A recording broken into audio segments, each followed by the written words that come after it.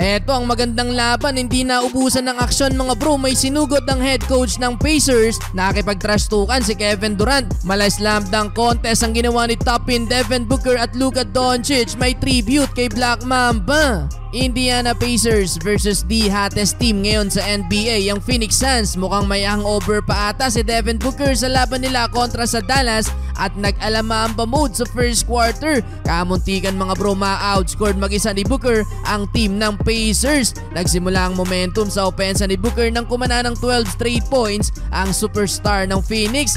Literal na walang makapigil kay Booker, tatlong sunod na tres ang naipasok. Nagala Kobe Bryant pa sa kanyang fadeaway jumper sa baseline dahil sa kanya nakalamang agad ng double digit ng Phoenix. Well, akala ng Pacers tapos na itong si Booker, pero under 5 minutes another solo run ang ginawa ni D-Book. 11 straight points naman mga bro, mamaw literal si Devin Booker.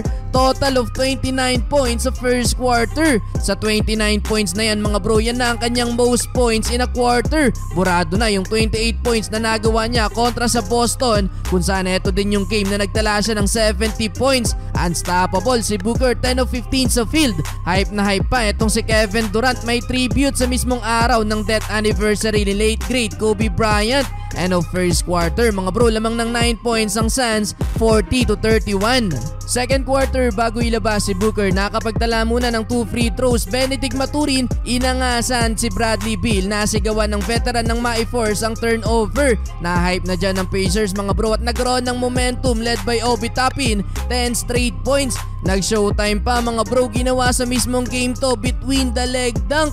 Kahit ang former kickboxer na si James Johnson tuwang-tuwa sa ginawa na yan ni Toppin, habang naiwang gulat naman itong si Tyrese Haliburton. Kevin Durant hindi naman inatrasan ng mas maliit na si TJ McConnell at nakipagsagutan pa kay KD. Devin Booker, gandang no-look pass para kay Gordon. Last 2 minutes pa nang muling makapagtala ng field goal si Booker. 37 points sa first half para kay D-Book. Awak pa din ng Phoenix ang double-digit lead, 80-70. Third quarter, lalong uminit ang aksyon. Na beast mode ng coach ng Pacers mga bro nang hindi sadyang matamaan ni Devin Booker ang alaga ni Naismith.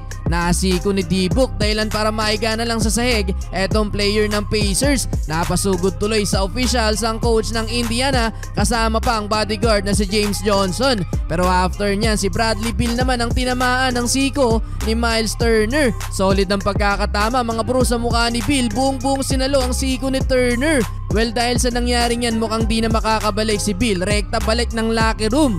Baba na lang sa single digit ang lamang ng Phoenix, kung saan bumuhat mga bro si Pascal Siakam at Aaron Naismith. Pero etong si Devin Booker, 15 points sa third quarter. Another 50-point game para kay Devin Booker. Kevin Durant nagsisimula na ding uminit ang opensa. Well, end of third quarter mga bro, 114-105.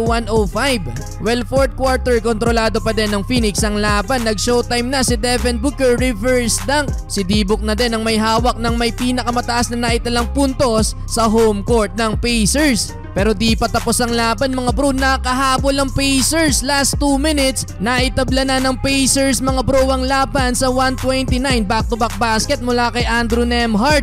Last 3 seconds mga bro, lamang na ang Pacers. Tip shot mula kay Obi Toppin, 133-131. Hindi na nakapuntos ang Suns mga bro sa uli. Nakambak pa ng Pacers ang laban. 62 points para kay Devin Booker, 31 points para kay Pascal Siakam. Well, may tribute din si Luka Doncic kay Kobe Bryant. Naghalimaw mga bro si Doncic, 41 points sa first half ang naitala ni Luka. Kung si Booker 37 points sa first half, hinigitan pa yan ni Luka. Pero di pa dyan natatapos yan mga bro, dahil tinapos ni Doncic ang laban na may bagong career high, 73 points. Binura ang record ni Joel Embiid ngayong season. Mamaw literal si Luka.